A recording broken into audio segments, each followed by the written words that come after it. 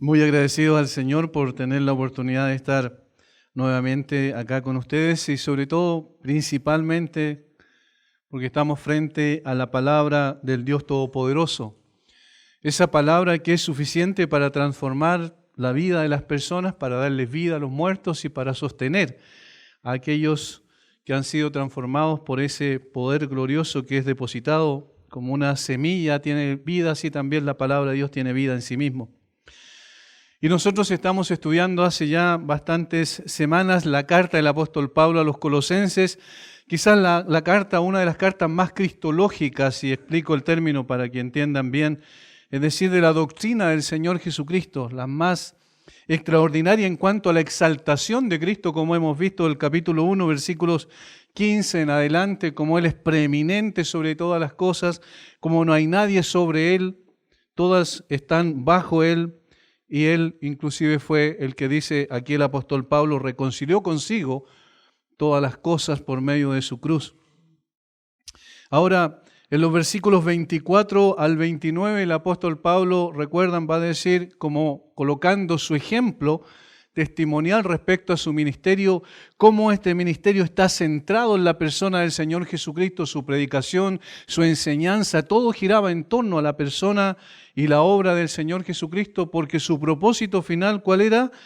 Presentar a todo hombre perfecto en Cristo, versículo 28. A quien anunciamos, amonestando a todo hombre y enseñando a todo hombre en toda sabiduría, a fin de presentar perfecto en Cristo Jesús a todo hombre. Ese es el propósito del ministerio cristiano, no hay otro. Ese es el propósito, la razón de ser de la iglesia. Existimos en una iglesia, en comunidad, el Señor nos ha puesto allí para que podamos crecer conforme a la estatura de la plenitud a la plenitud del Señor Jesucristo. Recuerden en Efesios capítulo 4, el apóstol Pablo dice eso, que para eso dio a profetas, apóstoles, maestros, pastores y evangelistas, precisamente para capacitar a los miembros del cuerpo de Cristo, a la iglesia, para que puedan crecer conforme a la estatura de la plenitud de Cristo. Esta es la razón por la cual todavía estamos en la tierra, estamos en un proceso de cambio y de transformación, y el apóstol lo entendía de esa manera. Y esa es la meta que tenemos cada uno de nosotros. Filipenses capítulo 3, versículo 12, si en alguna manera, versículo 12, perdón, no que lo haya ya alcanzado, ni que ya sea perfecto, sino que prosigo por ver si logro hacer aquello para lo cual también fui asido por Cristo Jesús. Hermanos, yo mismo no pretendo haberlo alcanzado, pero una cosa hago, olvidando ciertamente lo que queda atrás y extendiéndome a lo que está delante, prosigo a la meta. ¿Cuál es la meta? El ser semejante a Cristo. Ahora, teniendo absolutamente clara cuál es la meta, el apóstol Pablo va a decirnos del capítulo 2, versículo 1 en adelante de Colosenses, cómo se llega a esa meta. ¿Cómo podemos alcanzar ese objetivo que el Señor tiene para con nosotros? Que no solo es salvarnos, sino que una vez que nos salvó, nos va cambiando, transformando, quitando muchas cosas que no deben estar en nuestra mente, en nuestro corazón, en nuestro ser interior, y así haciéndonos más conforme a la imagen del Señor Jesucristo.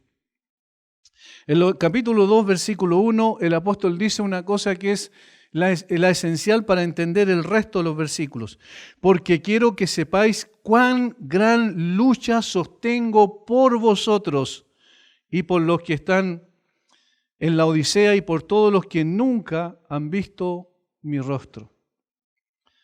El apóstol Pablo va a decir, ¿de qué manera se logra esta meta? Recuerden dónde estaba él en ese momento cuando escribió a los colosenses. Estaba en una cárcel en Roma, estaba custodiado por un soldado romano, todo el día y noche, permanentemente encadenado a un soldado romano literalmente en una casa que se le permitía arrendar porque él había apelado a César para poder defender su causa delante del emperador romano, en ese momento era Nerón.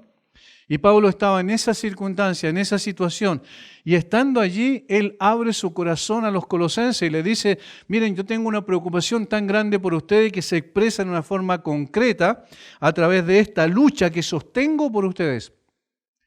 Y esta palabra que utiliza aquí Pablo es interesante porque es la palabra de la cual deriva nuestra palabra castellano agonía. Porque quiero que sepáis cuán gran agonía sostengo por vosotros. Es decir, está hablando de una lucha mucho más profunda de la que nosotros superficialmente podemos entender. Esta palabra se usaba para los Juegos Hídmicos y los Juegos Olímpicos que se daban en Atenas, los hídmicos se daban en Corinto, pero se usaba en ese tiempo para el atleta, para quien, tensando todos los músculos de su cuerpo, hace todo el esfuerzo posible para lograr su meta, llegar finalmente a la meta en el lugar que quiere con el propósito de alcanzar el objetivo que se había planteado como tal, como deportista. Este es el sentido de la palabra. Entonces Pablo le está diciendo, yo agonizo por ustedes literalmente. Ahora, aquí hay una cosa extraña. Pablo nunca había conocido a los colosenses y los colosenses nunca lo habían conocido a él. Pero esto manifiesta el corazón de un siervo de Dios que no solo está preocupado por aquellos que lo conocen y aquellos a los cuales él conoce, sino está preocupado por la iglesia de Cristo en general. Es decir, de cada uno de los creyentes, independiente en el lugar en el que se encuentren, independiente de la situación que estén enfrentando en ese momento, un siervo del Señor está preocupado y lo expresa de una forma muy concreta. Pablo no podía ir, ¿verdad?, a Colosa a visitarlos, a poder enseñarles, instruirlos para que no fuesen engañados por la herejía gnóstica, el gnosticismo que se estaba dando en ese momento, o se estaba recién naciendo en ese lugar y era una amenaza para la iglesia. Pablo no podía ir a instruirles para que pudiesen librarse de aquello, pero sí podía hacer una cosa que es la clave y que es interesante. Aquí no aparece la palabra, pero que se subentiende, que es la oración. Porque quiero que sepáis cuán grande lucha sostengo por vosotros y por todos los que están en la Odisea y por todos los que nunca han visto mi rostro. ¿Para qué? Y comienza a enumerar al menos 4 cosas esenciales respecto a las cuales o por las cuales Pablo oraba para que fuesen bendecidos por la obra, por el Señor, la iglesia de la Odisea, la iglesia de Colosas, la iglesia que estaban en el valle de Lico, que se llamaba en ese tiempo y que era una parte del Asia Menor, donde estaban todas estas iglesias. Recuerden la iglesia de la Odisea, la que se menciona en Apocalipsis. De tal manera entonces que lo que Pablo está diciendo acá es que él está luchando en oración permanentemente por estos hermanos, porque sabe que hay un peligro, ¿cierto?, alrededor, que hay situaciones difíciles que ellos tienen que enfrentar, porque cuando llegamos al conocimiento de la verdad, al conocimiento del Señor Jesucristo, a una relación con Él por medio de la fe en su obra suficiente, ¿qué es lo que ocurre? Empiezan recién las luchas, las batallas espirituales internas del corazón con nosotros mismos, que somos el enemigo más difícil, y con las situaciones que se dan alrededor. De tal manera que él estaba preocupado y expresaba esa preocupación por medio de la oración. Orar no es otra cosa que dejar a Dios lo que es imposible para nosotros. Oramos cuando reconocemos nuestra incapacidad para enfrentar las situaciones de la vida y para enfrentar principalmente lo que es el avance del ministerio. No hay fuerzas, capacidades, sabiduría, inteligencia en nosotros suficiente para hacerlo. Necesitamos del poder de Dios. Y entonces, ¿cómo? En términos prácticos, hacemos eso, oramos, intercedemos por otros para que el Señor pueda obrar de esa manera que nosotros no podemos. En segundo lugar, orar es depender de Dios y su voluntad. No dependemos de nosotros, sino que buscamos al Señor y le decimos: Señor, tú eres soberano, tú tienes el control sobre todas las cosas y tú tienes el poder para hacer que esto que es imposible para nosotros, para ti, sea posible. En tercer lugar, oramos como una expresión de amor hacia otros. Y créanme, quizás esta es una de las cosas más olvidadas por la iglesia. La mayor expresión de amor es orar, interceder por otro hermano. Quizás nadie lo ve, nadie lo está aplaudiendo, nadie lo reconoce, ¿cierto? Sin embargo, es lo mejor que puede haber.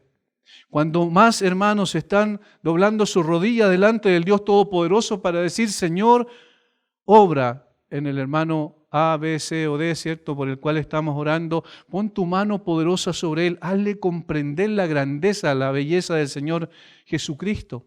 Dótalo, capacítalo con tu poder, que tu Espíritu lo guíe y lo conduzca para poder tomar buenas decisiones y que su vida pueda reflejar tu carácter. Esa oración simple, quizás con unas pocas palabras, implica mucho cuando estamos preocupándonos por otro, y esa es la mejor expresión de amor que podemos manifestar los unos por los otros.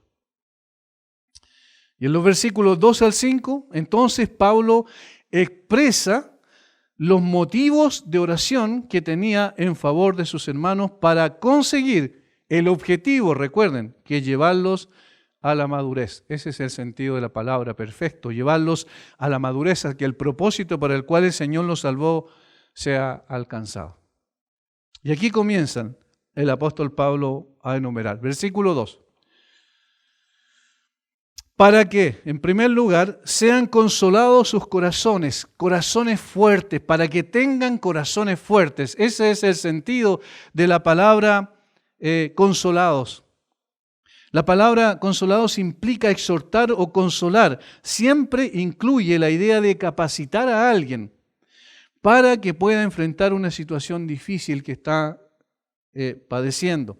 Es una actitud interna de confianza y valor y prepara a la persona para salir adelante en medio de las dificultades.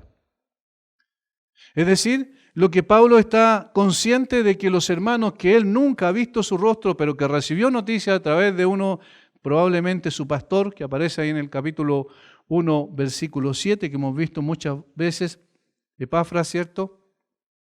Recibió noticias de ellos a través de él y el apóstol Pablo dice, si son hijos de Dios, si efectivamente son creyentes, ellos sin duda están enfrentando situaciones difíciles. Ahora, yo lucho por ustedes en oración para poder pedir al Señor que sean fortalecidos sus corazones, literalmente. Que sean fortalecidos sus corazones, que sean corazones fuertes. Y aquí, obviamente, Pablo no está hablando de los sentimientos y las emociones, como nosotros lo podemos entender cuando escuchamos o leemos el término corazón, como lo hemos dicho muchas veces desde acá. Sino está hablando del ser interior, del asiento de los pensamientos, de los sentimientos, de la voluntad, de la capacidad moral, de donde se toman las decisiones, es decir, del ser interior, de lo que somos realmente como personas. Pablo está diciendo que lo que él quiere que los hermanos tengan son corazones fuertes, no débiles, que no flaqueen, que no se debiliten sus deseos de salir adelante, que no caigan en una especie de depresión por ver las cosas difíciles que están enfrentando. Hermanos, esto es absolutamente práctico. Tiene que ver con una preparación espiritual interna que nos capacite para enfrentar situaciones internas o externas difíciles de enfrentar. Nosotros en el día de hoy también estamos viviendo en tiempos difíciles, quizás exteriormente a través de la sociedad. Hay ideologías y filosofías que apuntan a destruir nuestra fe en el Señor Jesucristo, apuntan a destruir también la confianza en los principios y valores que Él ha establecido en su palabra. E internamente estamos también luchando en forma constante con aquellos deseos que combaten contra el alma, como dice Pedro. En Primera de Pedro, capítulo 2, versículo 11. Es decir, tenemos enemigos externos y enemigos internos. Tenemos una lucha permanente. Y obviamente esa lucha en muchas ocasiones, y ustedes pueden coincidir conmigo en esta apreciación, nos debilitan. Parece que se nos caen las manos, parece que no tenemos más fuerza para seguir adelante. Pasamos momentos difíciles y entonces, ¿qué necesitamos? Que el Señor fortalezca nuestros corazones internamente, que no nos deje caer, que nos sostenga en medio de las dificultades. Hermanos, esa oración siempre va a ser respondida por el Señor, porque eso es el reconocimiento de que nosotros no somos suficientes en nosotros mismos. Necesitamos que el Señor obre poderosamente en nuestro corazón para que podamos enfrentar las situaciones difíciles y salir victoriosos. Efesios 3:16. Efesios 3:16. Pablo orando por estos hermanos de Éfeso y recordemos que era una carta circular la de Éfeso también, y en consecuencia está orando por los que iban a escuchar y recibir esta instrucción. Versículo 14 al 16. Por esta causa doblo mis rodillas ante el Padre de nuestro Señor Jesucristo, de quien toma nombre toda familia en los cielos y en la tierra, para que os dé, noten lo que pide Pablo, conforme a la riqueza de su gloria, el ser, fortalecidos con poder en el hombre interior por su espíritu, para ser fortalecidos con poder en el hombre interior por su espíritu. El hombre interior es el corazón. Para ser fortalecidos con poder en el hombre interior, y el agente que fortalece, que sustenta, que anima, que consuela y que afirma es el Espíritu Santo. De tal manera que todos nosotros, no solo los efesios en ese contexto, no solo los colosenses en ese contexto, sino también nosotros y todas las iglesias, todo lo creyente en todas partes del mundo necesita ser fortalecido con poder en el hombre interior. Y esta es una necesidad de dependencia del Espíritu Santo. Necesitamos que el Espíritu Santo haga algo en nuestros corazones que implique, ¿cierto?, que no se caigan nuestras manos y nuestras fuerzas se debiliten. Que Él nos dé lo que nosotros no podemos darnos a nosotros mismos. Esta es una lucha espiritual, no es una lucha física, no es una lucha de tipo circunstancial, sino que es algo permanente. Recuerden lo que le dijo Pablo a los efesios, que tenían que ponerse toda la armadura de Dios porque estaban luchando contra principados y potestades en las regiones celestes. Y porque están luchando con un mundo que es atractivo, que seduce a la carne. Y porque estamos luchando también con nuestros propios deseos internos que van en contra de la voluntad de Dios. Necesitamos entonces el poder de su Espíritu. Necesitamos depender del Señor absolutamente. Por eso es que los apóstoles al principio, si ustedes recuerdan, primero cuando vino el Espíritu Santo en Hechos capítulo 2, el día de Pentecostés, fueron llenos del Espíritu, pero posteriormente en el capítulo 4 ellos oran nuevamente para ser llenos del Espíritu, una vez más, porque necesitaban enfrentar una iglesia naciente, la oposición que se estaba presentando inmediatamente, que primero fue externa, después fue interna a través de Ananías y Zafira, recuerdan Hechos capítulo 5, necesitaban que el Espíritu Santo les diera fortaleza, guía y dirección a sus vidas. Y nosotros también. ¿Cómo crece una persona espiritualmente? ¿Cómo llega a ser conformada cada vez más a la imagen de Cristo cuando depende más del poder del Espíritu que de su propia capacidad? Cuando entiende que en sí mismo no es suficiente. Y hermanos, esa es una de las cosas que nosotros debemos siempre reflexionar, meditar respecto a que Dios no nos salvó y nos dejó ahí para decirnos arréglatelas como puedas, sino que nos salvó y nos sigue salvando a través de la obra de su Espíritu, de la aplicación de la palabra a nuestro corazón, porque de eso se trata, el Espíritu habla a través de la palabra de Dios, y para que nosotros vayamos también teniendo las fuerzas que en sí mismo no poseemos. ¿Cómo podemos llegar a ser conformados a la imagen del Señor? Teniendo corazones fuertes, y para eso necesitamos al gran Consolador. ¿Recuerdan? Es necesario que yo me vaya, pero cuando me vaya enviaré a otro Consolador, que estará con ustedes, que está con ustedes, pero estará en ustedes. El Espíritu Santo, el Espíritu de verdad. Eso es lo que necesita cada creyente para poder alcanzar la meta, y el apóstol era consciente de ello, de tal manera que su oración incluía entonces esta petición. En segundo lugar, y consistente con lo anterior, unidos en amor, dice Pablo, para que sean unidos en amor. Y esto lo podríamos denominar como vinculados en amor. Ese es el sentido de la palabra, porque allí unido o unidad significa vínculo o reunión, juntos. Este es el distintivo de una iglesia bíblica. Jesús lo dijo, recuerdan, cuando estaba en el sermón del aposento alto poco antes de partir, esa misma noche, en la madrugada de esa noche partió a ser entregado y ser puesto en la cruz posteriormente. Él, después de haber lavado los pies de los discípulos, él dijo algo extraordinario en el capítulo 13 de Juan, versículo 34 y 35. Un mandamiento nuevo os doy, que os améis unos a otros como yo os he amado, que también os améis unos a otros. Noten, el mandamiento no era nuevo en el sentido de que ya esto era de antiguo, que se sabía que tenían que amarse los unos a los otros. Recuerdan que la ley se resumía en 2 mandamientos principalmente. Amarás al Señor tu Dios con todo tu corazón, con toda tu mente, con todas tus fuerzas y a tu prójimo como a ti mismo. De tal manera que no era un mandamiento nuevo en ese sentido. Pero ¿en qué sentido era nuevo? Que este amor tenía que hacer a que también os améis unos a otros como yo os he amado. En ese sentido era nuevo.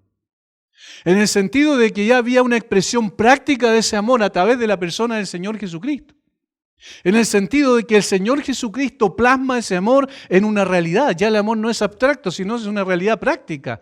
¿Por qué? Porque el Dios Todopoderoso, viendo la condición de perdición en la cual se encontraba el ser humano, envió a su Hijo. Y el hecho que haya enviado a su Hijo a morir en el lugar del hombre culpable implica un amor que no tiene parangón ni comparación con nada que podamos pensar.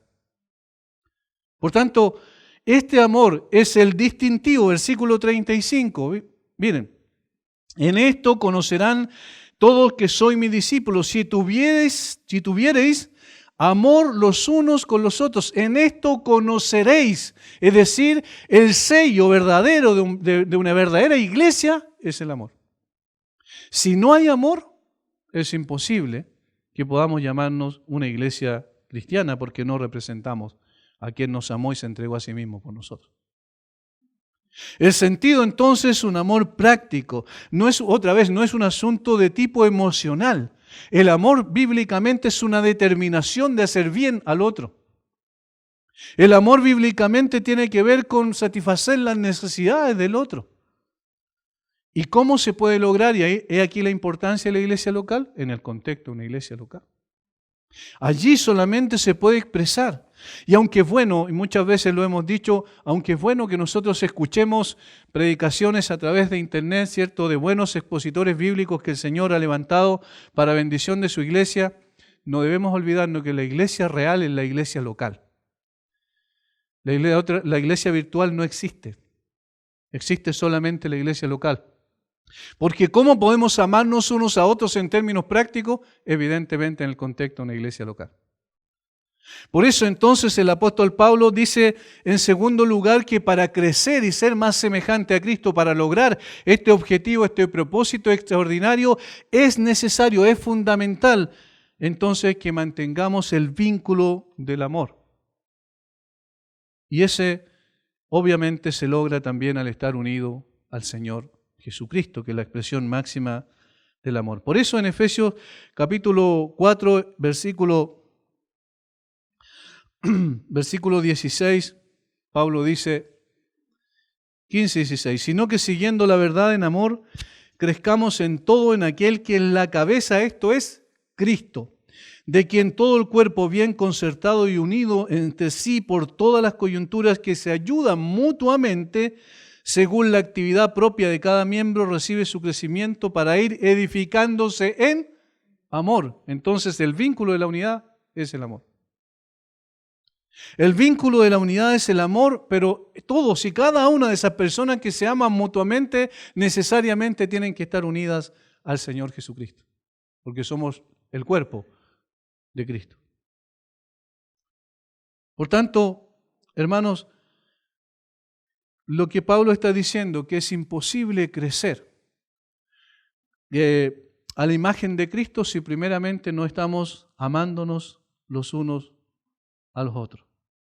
Primera de Juan capítulo 3, versículo 16 al 18, allí lo expresa de una manera precisa el apóstol Juan y nos ayuda también a entender mejor lo que el mismo apóstol Pablo está diciendo aquí en Colosenses. Primera de Juan 3, 16 al 18. En esto hemos conocido el amor, en que Él puso su vida por nosotros. Ahí está el estándar del amor. También nosotros debemos poner nuestras vidas por los hermanos. Ahí está la expresión práctica del amor. Pero el que tiene bienes de este mundo y ve a su hermano tener necesidad y cierra contra él su corazón, ¿Cómo mora el amor de Dios en él? ¿Ven lo práctico que es el amor? Hijitos míos, no amemos de palabra ni de lengua, sino de hecho y en verdad. Se trata de esto, de una vivencia cotidiana, de algo permanente, de poder satisfacer las necesidades de otra persona. Yo pienso siempre de esta forma, que la iglesia debe tener siempre la capacidad de poder ayudar a personas que están en dificultades y que pertenecen a la familia de la fe. Como Pablo dijo, que debemos ayudarnos unos a otros, especialmente a los de la familia de la fe. Parte de la función de la iglesia debe ser esa, preocuparse por las cosas esenciales, primarias, fundamentales que cada persona necesita. Ahora, de esa manera solo puede haber unidad, pero no cuando las personas están tratando de aprovecharse de una situación, como algunas personas se acercan a la iglesia evangélica con el propósito de que de poder recibir una ayuda material, sino en el sentido de aquellos que pertenecen al Señor Jesucristo, de aquellos que por la fe estamos en el mismo cuerpo y dependemos del mismo Señor que nos salvó. Esto es bastante más claro en Juan capítulo 17, versículos 20 en adelante, donde el Señor Jesucristo ora en su oración sumo sacerdotal, horas antes, quizás menos de horas antes, podríamos decir minutos antes de partir y ser apresado a ir a la cruz. Juan 17, 20 al 23. Mas no ruego solamente por esto, sino también por los que han de creer en mí por la palabra de ellos, no solamente por los discípulos de ese momento, sino también por aquellos que en el tiempo íbamos a creer en Él gracias a la palabra de ellos. ¿Cuál es la petición? Para que todos sean uno, como tú, oh Padre, en mí y yo en ti, que también ellos sean uno en nosotros, para que el mundo crea que tú me enviaste. Es necesario entonces que estas personas que dicen creer en mí puedan también vivir en unidad, como un reflejo de la expresión de mi amor por ellos y para que el mundo sepa que tú me enviaste. La gloria que me diste yo les he dado para que sean uno, así como nosotros somos uno. Yo en ellos y tú en mí. Miren el tipo de unidad del que habla el Señor Jesucristo. Yo en ellos y tú en mí para que sean perfectos en unidad, para que el mundo conozca que tú me enviaste otra vez para que se cumpla este propósito y que los has amado a ellos como también a mí me has amado. La unidad se encuentra en la persona del Señor Jesucristo. El amor es la expresión de su obra en favor nuestro y entonces ahora se transforma en el estándar perfecto del amor genuino. Tú me amas, entonces guarda mi palabra, dice en Juan capítulo 14, ¿recuerdan? El que me ama, mis mandamientos guardará. Tú me amas, entonces ama también a tu hermano. Hay una unidad, una simbiosis, una relación perfecta que se produce por causa de estar vinculados al Señor Jesucristo. En tercer lugar,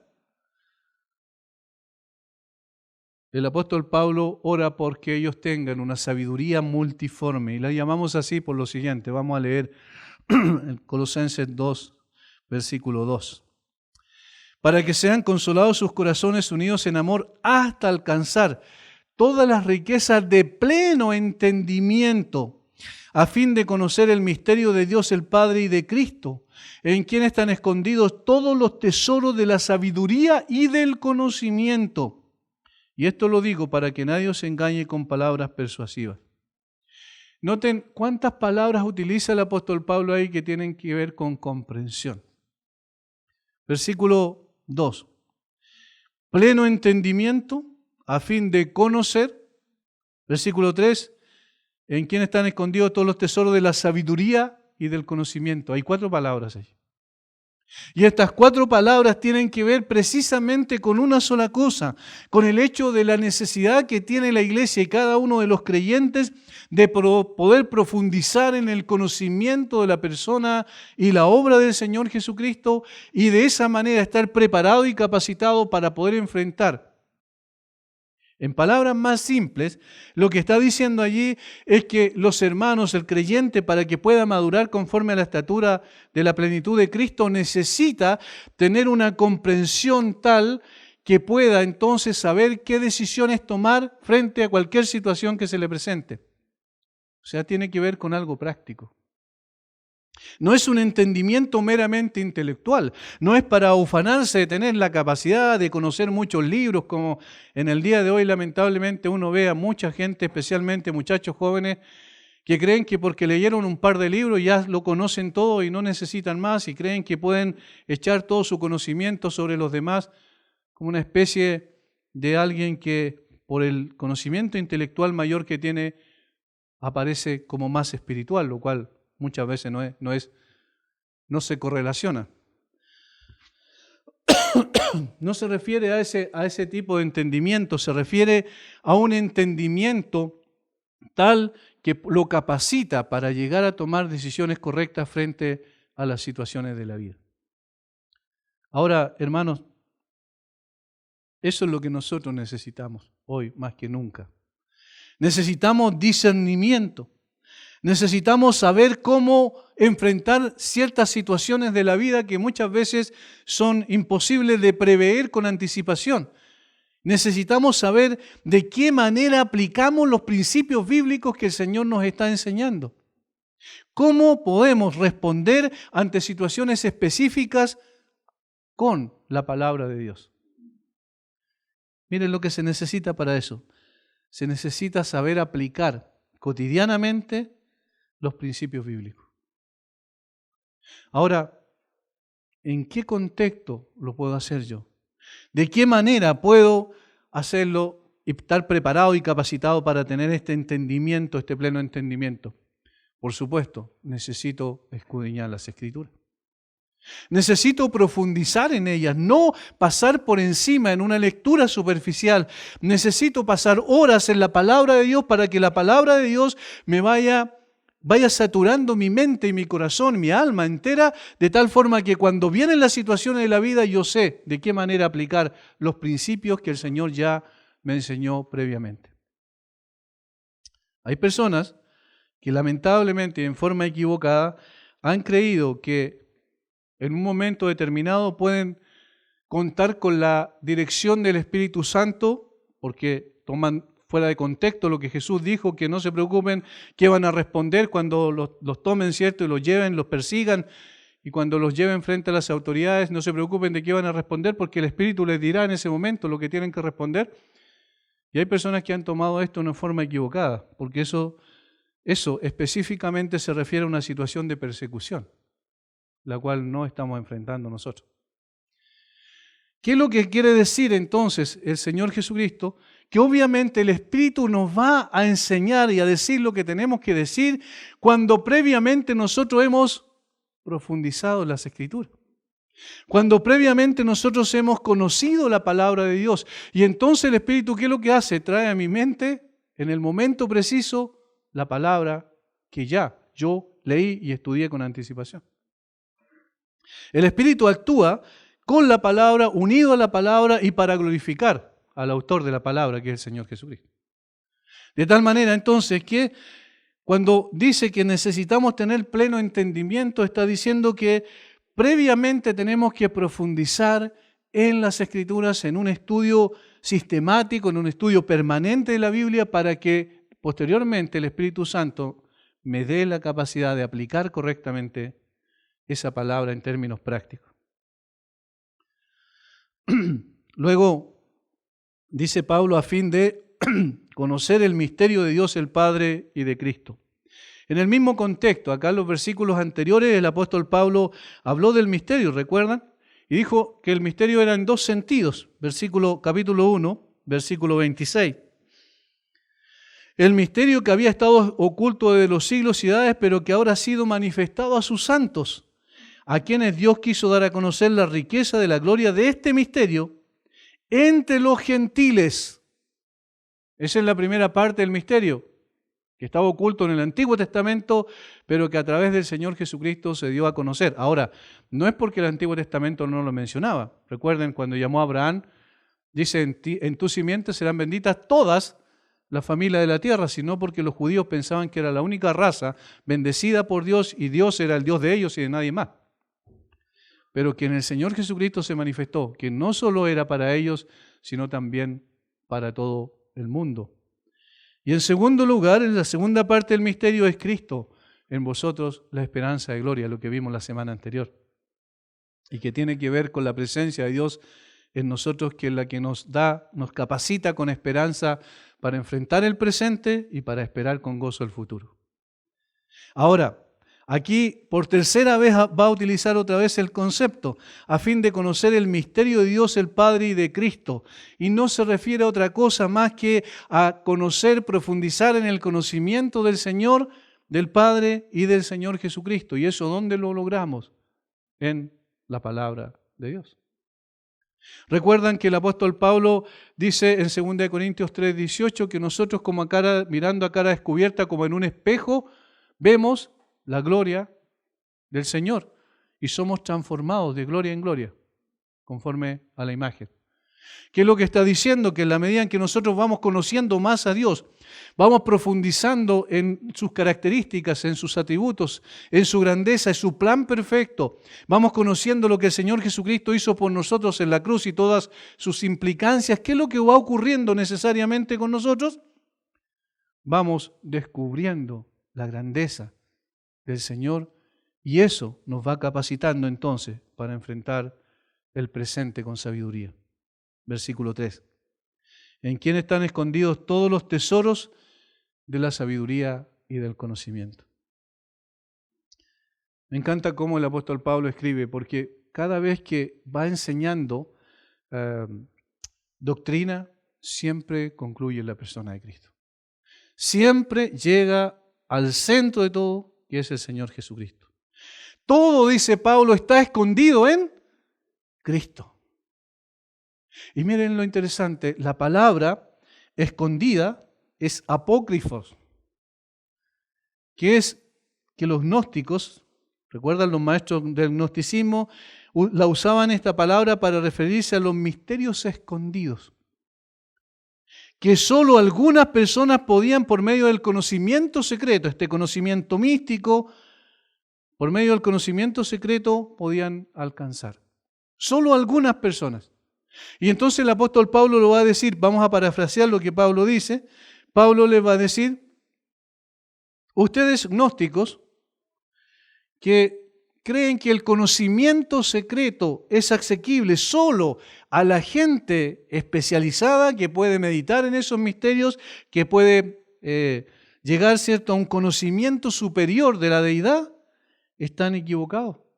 Nosotros tenemos nuestro conocimiento, pero este conocimiento está escondido en una persona y la persona es Cristo. Y está apto, digamos, para que cualquier persona pueda conocerlo. Cualquier persona que llega a la comprensión de su condición real delante de Dios, llega al arrepentimiento y a la fe, entonces esa persona descubre el conocimiento y la sabiduría que aún los maestros más letrados de esta tierra nunca podrán alcanzar. Es decir, vamos a decirlo en una forma muy simple, pero si hay un conocimiento democrático, ese está en Cristo. Porque la persona más sencilla, como la persona más sabia e inteligente, este mundo lo puede alcanzar. En cambio, en el gnosticismo no era así. Solamente algunas personas, solamente las personas preparadas, las que pasaban por una iniciación, las personas que mezclaban estos misterios griegos que tenían ellos con filosofía griega y con cristianismo, esto lo podían lograr. Pero Pablo utiliza esa palabra a propósito. No, realmente en Jesucristo están escondidos todos los tesoros de la sabiduría y del conocimiento. Hermanos, esto es maravilloso porque conocer a Cristo es conocer todos los misterios de la sabiduría y del conocimiento. Conocer a Cristo es poseer la sabiduría verdadera, el conocimiento verdadero y el entendimiento verdadero. Por eso es que insistimos tanto desde este púlpito siempre. Hermanos, conozcan más a Cristo. Busquen a través de la palabra de Dios las implicancias de lo que Cristo hizo por ustedes en la cruz. Lleguen a ver su grandeza, su gloria, su amor extraordinario, su paciencia, su misericordia, su gracia. Y entonces van a entender todo lo que tienen que entender. No importa que tengan o no tengan títulos aquí en esta tierra. No importa que la gente los reconozca o no los reconozca. No importa si la gente dice que son inteligentes o no son inteligentes. Lo más importante es conocer a Cristo, porque conociendo a Cristo lo conocemos todo.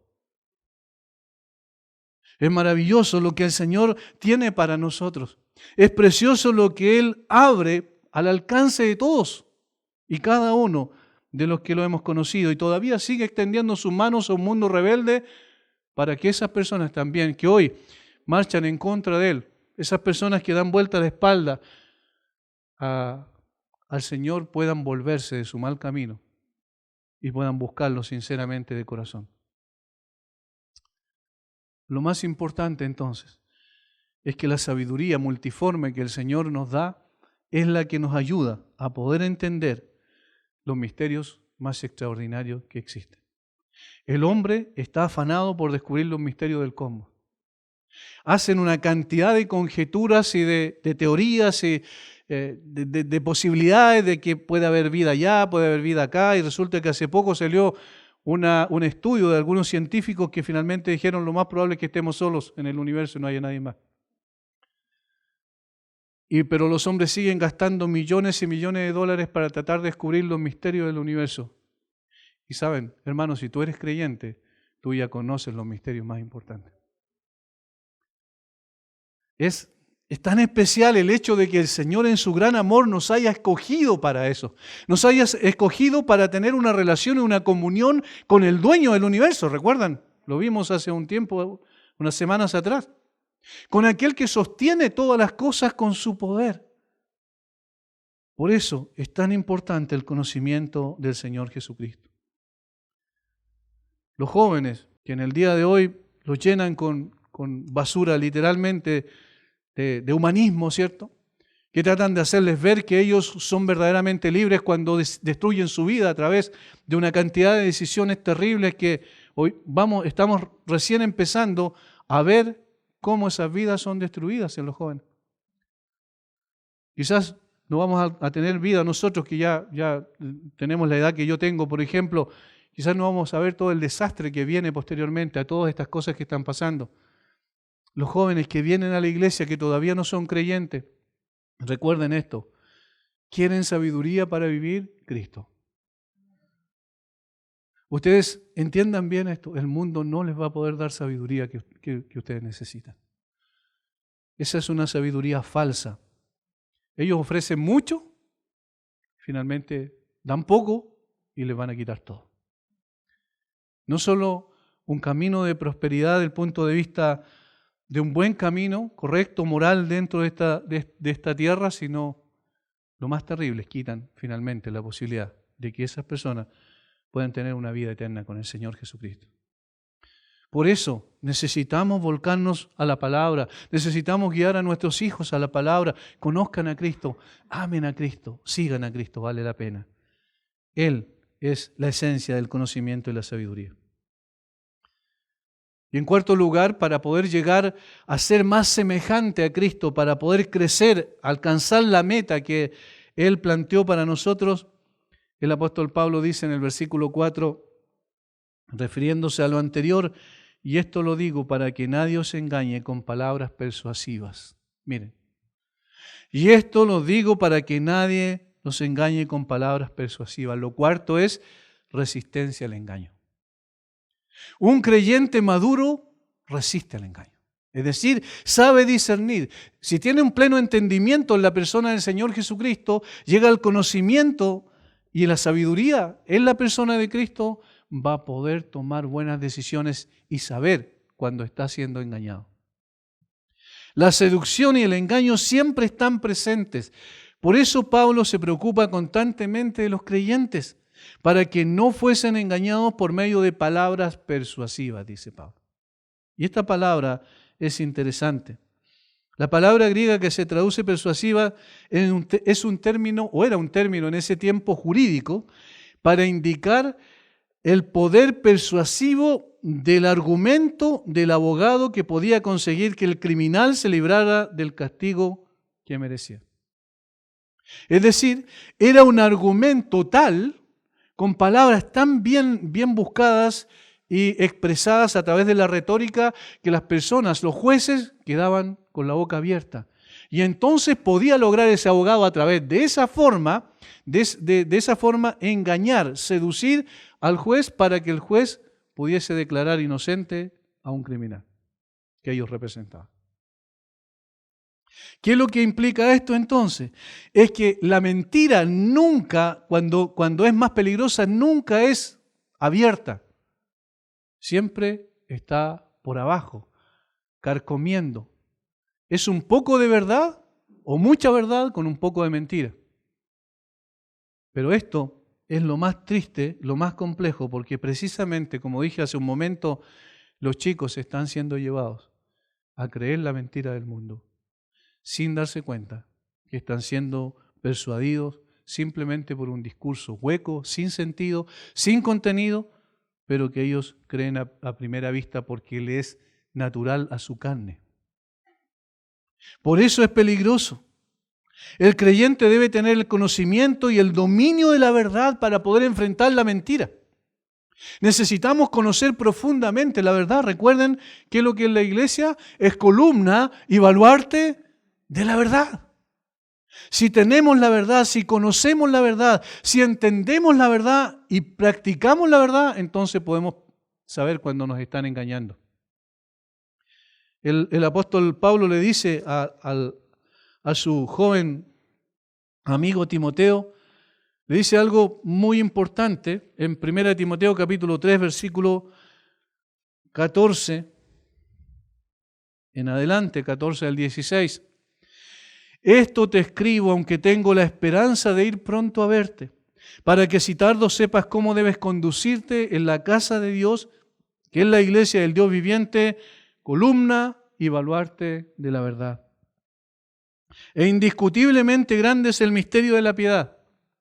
Dios fue manifestado en carne, justificado en el Espíritu, visto de los ángeles, predicado a los gentiles, creído en el mundo, recibido arriba en gloria. Fíjense lo que le dice. Le dice que la forma en que nosotros hemos de conducirnos en la iglesia del Dios viviente, que es columna y baluarte de la verdad, es que estemos aferrados al Evangelio de Jesucristo, versículo 16. Porque eso es lo que dice el versículo 16, el misterio de la piedad de Jesucristo, manifestado como hombre. Por tanto, hermanos, no podemos enfrentar la mentira, la seducción, la persuasión de palabras que los hombres usan para tratar de engañarnos si no estamos apercibidos de la verdad. La mentira solo se puede descubrir cuando yo conozco la verdad. El creyente debe ser insensible a los razonamientos seductores. No podemos ser engañados a través de las palabras, de los discursos bonitos. Nosotros escuchamos a parlamentarios de repente, escuchamos a políticos actuales con un discurso que parece tremendamente persuasivo, pero cuando lo examinamos desde la perspectiva de la verdad, utilizando el razonamiento por medio de las Escrituras, nos damos cuenta que es un razonamiento hueco, vacío, y que no es verdad. El apóstol Pablo, cuando le escribe a los Corintios, le dice que las armas de nuestra milicia no son carnales, sino poderosas en Dios para la destrucción de fortalezas. Dice, derribando argumentos y toda altivez que se levanta contra el conocimiento de Dios y llevando cautivo todo pensamiento a la obediencia a Cristo. Ahí utiliza, cuando dice derribando argumentos, los logismos, que es una palabra griega que habla de razonamiento, de pensamiento, de reflexiones, de capacidad de poder argumentar con el propósito de seducir y de persuadir para que lo sigan a esa persona. En los tiempos del apóstol Pablo, y ya incluso 5 siglos antes del Señor Jesucristo, aparecieron los llamados sofistas entre los griegos en el siglo 5 a.C., cuyos argumentos eran muy persuasivos pero falaces. De allí se acuñó el término sofisma, que quiere decir un argumento que parece muy muy real, pero en realidad no lo es. Estas personas eran relativistas, los relativistas de su tiempo, igual como en el día de hoy, que dicen que nada es bueno ni nada es malo, ¿verdad? Y por eso han cambiado y modificado todas las cosas. Pero esto es lo que nosotros tenemos que tener claro. Cuando nosotros enfrentamos a esas personas o ese tipo de pensamientos, necesitamos hacerlo desde una roca firme y estable, y ese es Cristo y su palabra. No importa eso que nosotros estemos preparándonos en hacer una defensa quizás a través de un montón de argumentación, necesitamos llevarlos al conocimiento de la verdad, y la verdad es Cristo. Conoceréis la verdad y la verdad os hará libres. Por eso, cuando nos ejercitamos en el estudio de las Escrituras, cuando nos ejercitamos en el profundo conocimiento de la verdad, esto nos llevará a discernir cualquier argumento persuasivo que quiera desviarnos de la verdad. Hermanos, no estudiamos la Biblia para ser más, para saber más que el hermano.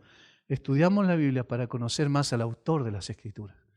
Y estudiamos las Escrituras para conocer más al autor de las Escrituras, porque conociendo al autor de las Escrituras, que es la expresión máxima de la verdad, podemos discernir el error. Por eso Pablo dice, todo esto, todo lo que yo le he dicho hasta ahora, todo lo que yo pido a Dios en oración, esta lucha que sostengo por ustedes, es para que nadie los engañe con palabras persuasivas. Hermanos, cuidado, tengan cuidado, porque el enemigo como león rugiente anda buscando a quien devorar. Y evidentemente a la persona que tenga menos conocimiento de las Escrituras y que esté más separada del estudio sistemático de la Escritura, va a ser probablemente una víctima favorita del enemigo. Hemos escuchado y hemos visto tantas cosas, cada vez aparecen más movimientos religiosos que no consideran a la Biblia como lo principal, como la única autoridad.